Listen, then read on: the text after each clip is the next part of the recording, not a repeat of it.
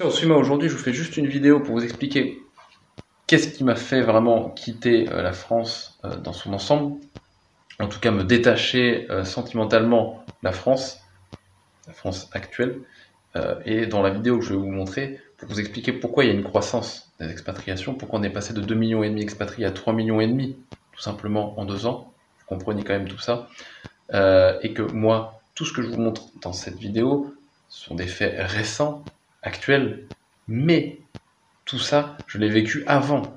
Tous ces faits que vous allez voir, enfin que vous connaissez pour la plupart d'entre vous, mais que je mets en avant, sont des faits que j'ai subis d'une manière ou d'une autre, de façon locale, nationale, et qui se sont amplifiés bien sûr pendant ces 2 dernières années. Mais tout ça, je l'ai déjà vécu. Et c'est pour ça que je suis parti avant, que je me suis détaché avant. Mais pour vous expliquer que tout ça, je l'ai vécu, et je vous explique tout simplement comment je suis devenu fou en France. Donc je vais vous montrer un petit peu comment je suis devenu fou en France. Qu'est-ce qui m'a fait partir un petit peu, de me détacher de ce pays comme il est actuellement, alors que moi je voulais une France qui était celle que j'ai connue quand j'étais tout jeune, qui a disparu. Et voilà. 4-4-4. Alors je vais vous donner un petit peu dans cette vidéo les raisons, une multitude de situations, d'informations qui m'ont fait prendre un choix pour vivre autrement et donc dans un autre pays que la France. J'ai voulu une France plus conservatrice, qui était conservatrice sur ce que j'ai connu dans les années 90 quand j'étais tout jeune. Et c'est ça que j'ai voulu retrouver en France. Et finalement, tout cela a disparu et je n'ai plus ça en France. Je n'avais plus ça en France. Et voilà, je vais vous expliquer un petit peu comment je suis devenu dans une situation il y a quelques années où j'étais devenu fou. Et je vais vous montrer qu'est-ce qui m'a fait devenir fou réellement, tout simplement. Donc, par exemple, là, je vais vous faire passer 10 articles sur ma ville où je suis né, qui sont des articles, tout simplement, des faits divers qui sont juste journaliers. Ce n'est pas des trucs que j'ai rassemblés. Ça, c'est juste ce qui se passe quasiment en 10-15 jours dans ma ville. Donc, par exemple, Saint-Nazaire, une arme à feu chargée retrouvée dans la cour d'une école. Ok, super. Là, je deviens fou. Après, jour suivant, plusieurs cambriolages à La Baule et Saint-Nazaire. La police lance un appel. Blablabla. Cambriolage, rodéo urbain, vaste opération de police à Saint-Nazaire, le 24 mai 2022. Donc voilà, vous pouvez lire, mais c'est que ça. Une infirmière agressée par son patient à Saint-Nazaire. Super, tout va bien. Donc là, forcément, je deviens fou. Un policier blessé en arrêtant un cambrioleur à Saint-Nazaire. Donc là, fonctionnaire blessé, blablabla. Super. Entre parenthèses, ça c'est dans un quartier qui est assez sympathique. 3 individus interpellés juste après un cambriolage. Donc on voit que ça pille partout, il n'y a pas de souci. Ça y va, et dans tous les quartiers. Là c'est quartier mais en Pinouette. Saint-Nazaire, il tire depuis sa fenêtre sur des riverains. Bien sûr, tout va bien. Donc là forcément je deviens fou. Un adolescent s'amusait à tirer avec une arme à plomb depuis un logement situé dans le quartier de Carlédé. Un quartier qui est pas terrible. À Saint-Nazaire, une tentative de vol et des violences dans la nuit. Bam. Un adolescent de 14 ans interpellé après une vingtaine de vols. Agression au couteau de contrôleur de la Strade, donc c'est la société qui transporte les gens, donc les bus. Donc bien sûr, là encore je suis super content, et forcément je deviens fou. Un individu en détention et des armes saisies après une opération anti-drogue, comme d'hab. Saint-Nazaire, course-poursuite dans les rues de la ville après le vol d'une voiture. Donc vraiment ça c'est une news que j'ai pris jour après jour, il n'y a rien de... C'est pas des trucs rassemblés, c'est jour après jour.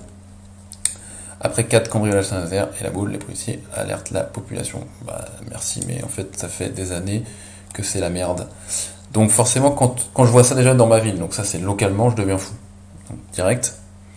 Et voilà, après, quand je passe au niveau national, vous connaissez tous ce niveau, mais c'est vraiment pour expliquer, moi, que mon divorce est consumé avec ce pays. pas même du singe, la vaccination ouverte dans les pharmacies. Bien sûr, on l'attendait avec impatience. Donc là, forcément, quand je vois ça, je deviens fou.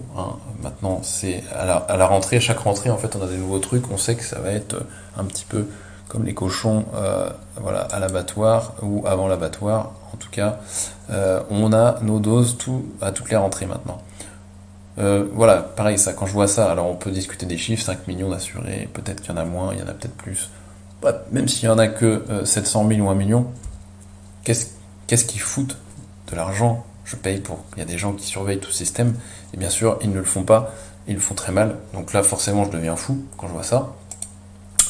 Là, par exemple, RSA pour les soignants non vaccinés. Le gouvernement veut filer le RSA pour le corps médical qui ne s'est pas soumis à quelque chose d'illégal, d'ailleurs, puisque c'est illégal ce qui a été fait. Donc là, le gouvernement veut, mais du coup, tous les départements en fait ne veulent pas. Et eux, ils disent non, pour ce qui me concerne, donc là on parle d'un mec qui est président de conseil départemental, qui refuse de filer le RSA à ces personnes qui sont sans ressources. Pour ce qui me concerne, je ne verserai pas le RSA des personnes qui ont refusé de se prendre une dose, qu'elles assument leurs responsabilités. Merci de vous avoir payé pendant toutes ces années, merci pour ça. Donc là, forcément, je deviens fou. Voilà, donc là, on voit l'image clairement. Un an sans salaire pour nous, c'est l'anniversaire de la honte. Donc ces gens qui ont travaillé 10, 15, 20, 30 ans, pour le peuple, donc sont des moins que rien, et on leur souhaite la mort, puisqu'on leur coupe leur vivre. Donc on leur souhaite clairement la mort.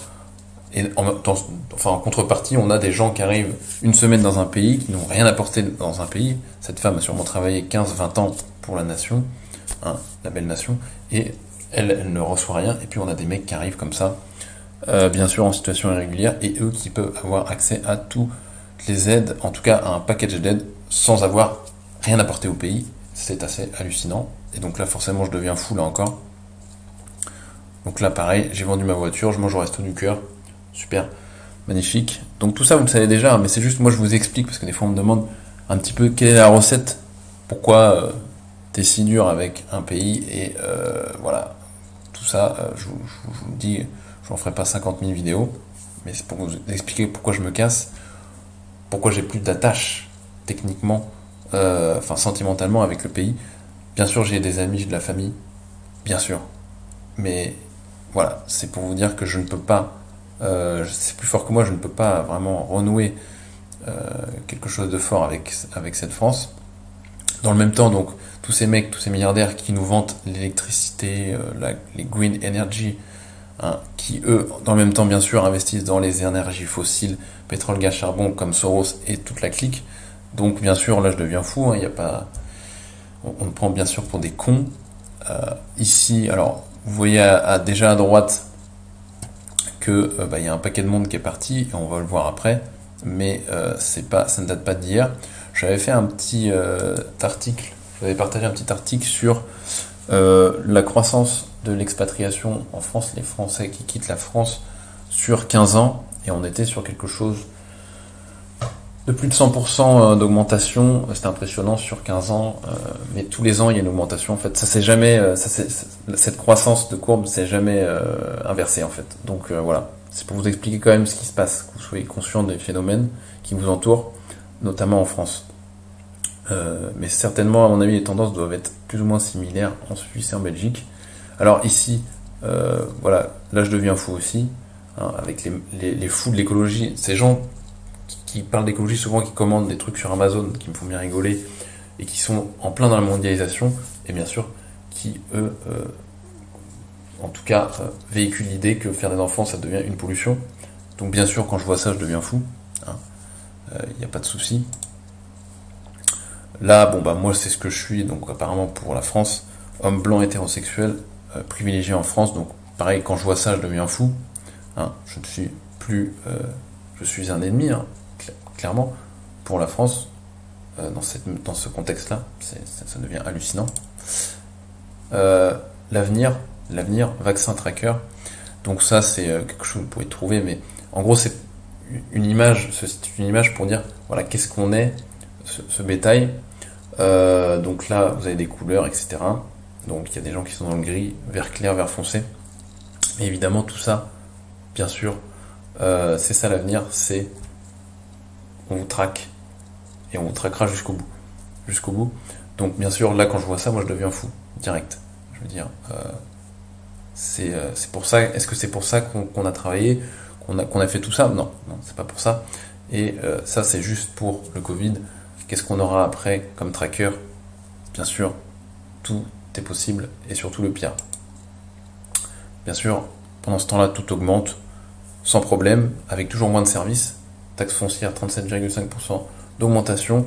Alors là, pour le coup, c'est Nantes qui est concernée, mais bien sûr, tout le monde pourra voir que ça ne concerne pas que Nantes. Mais en tout cas, je connais bien cette violente augmentation là sur les taxes foncières. Moi, je suis de ce coin-là, donc je connais bien. Donc là, forcément, je deviens fou, puisque quand je connais Nantes, Nantes, c'est une ville qui n'est pas safe du tout. On peut se faire agresser dès qu'il fait nuit. J'ai eu nombre de potes, même des mecs baraques, qui se sont fait agresser au couteau parce qu'ils ont enfilé des cigarettes. Je parle pas des femmes dans la rue. Voilà, c'est juste horrible. Je sais pas comment on peut marcher dans Nantes la nuit. C'est juste hallucinant. Il y a des quartiers, nombreux quartiers qui sont vraiment flingués, mais pas seulement la gare. Même la gare à Nantes, on est sur le quai le soir, mais c'est la cata. Donc on a une augmentation et on n'a pas de service en face, pas de sécurité. Enfin c'est hallucinant, c'est hallucinant. Donc là on peut que devenir fou. Donc voilà, ici je vous montre par exemple là les 3,5 millions de Français dans le monde. Sachez que pendant des années, les médias mainstream et même l'État a indiqué 2,5 millions de Français à l'étranger. C'était le chiffre. Et je vous ai toujours parlé de ça. J'avais partagé une étude sur 15 ans avec une augmentation de plus de 100%, je crois, des expatriations donc de la France, les Français qui quittent la France, tout simplement. Et donc 2,5 millions et demi de Français, c'était vraiment le chiffre qui était avancé pendant les dernières années. Sachez que ce n'est plus le cas. La direction des Français de l'étranger et de l'administration consulaire estimait avant la crise sanitaire à 2,5 millions de Français, enfin de personnes, les Français résidant à l'étranger. Cette estimation se basait sur le nombre d'inscrits au registre consulaire. Donc, effectivement, tout le monde ne s'inscrit pas au consulat, mais il y avait 1,8 million Français qui étaient inscrits. Donc, voilà, il y avait 800 000 qui étaient ajoutés à ce chiffre pour arriver à 2,5 millions. Bon. Fin mars, le ministre des Affaires étrangères, Jean-Yves Le Drian, a finalement désavoué ce chiffre et a officiellement comptabilisé 1 million de Français à l'étranger supplémentaires, soit 3,5 millions de Français. Donc vous imaginez, 3,5 millions aujourd'hui. 1 million de plus. Avec ces 2 années covidesques. 1 million de plus. Sachez que ce chiffre ne va pas baisser et on va certainement arriver à 6 millions de Français d'ici quelques temps. Donc comprenez, je vous ai toujours dit qu'il y a un train qui est en marche. Il y a des gens qui ont compris depuis longtemps, d'autres qui mettent plus de temps, d'autres qui, je sais, ont des problèmes logistiques, familiaux, etc. C'est juste pour vous expliquer que il n'y aura pas d'autre voie que d'avoir plusieurs bases géographiques pour pouvoir vivre juste décemment, pour ne pas dire survivre pour certains, mais juste vivre décemment. Tellement la situation que je vous ai présentée juste avant est juste en évolution constante vers le pire. Donc 3,5 millions de Français, je ne sais pas si vous vous rendez compte, c'est énorme. Il y a des pays qui font 3 millions d'habitants quand même, et d'autres qui en font moins, comme vous le savez. Mais c'est pour dire que c'est quelque chose d'énorme. Et donc tout ça va continuer. Et dans le même temps, bon, moi quand j'ai fait mon choix, j'ai vu donc tout ce merdier-là, je vous ai cité avant, tout ce bordel-là, où on devient fou, tout simplement. Mais dans ces 3,5 millions de Français, il y a une proportion non négligeable de Français qui étaient considérés comme fous. Il faut quand même que vous le compreniez quand même. Juste, comprenez ça. Et donc, pour finir avec les fous, ici, voilà, méga yacht, des militants d'attaque bloquent le quai des milliardaires à Antibes. Bon, il y a des gens qui commencent à se dire que ça devient hallucinant.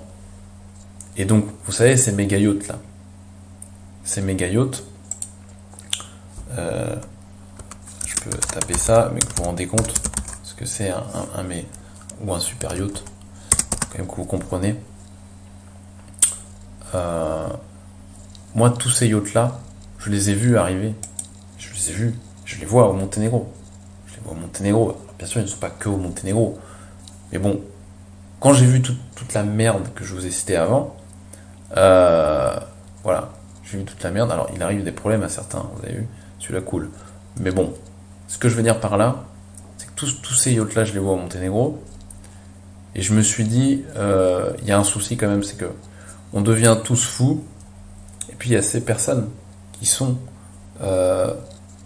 intouchables entre guillemets et elles qui profitent vraiment de la vie et que je vois au Monténégro de ma terrasse, je les surveille, je les vois, ils passent devant ma terrasse littéralement pour se garer dans les ports et je me suis dit que là ouais il y a quelque chose qui il faut que je fasse quelque chose quoi quand je voyais tout ça puisque avant je voyais ça d'une terrasse d'un Airbnb, bon aujourd'hui je vois ça de ma terrasse puisque j'ai ma maison, mais je veux dire tout ça voilà ce monde incroyable quoi. Voilà ce monde incroyable. Et c'est le monde qui est proposé. Donc, tout ça pour vous dire que voilà moi un petit peu ce qui m'a fait, tout ce cheminement qui m'a fait bien sûr prendre une décision pour aller dans un pays.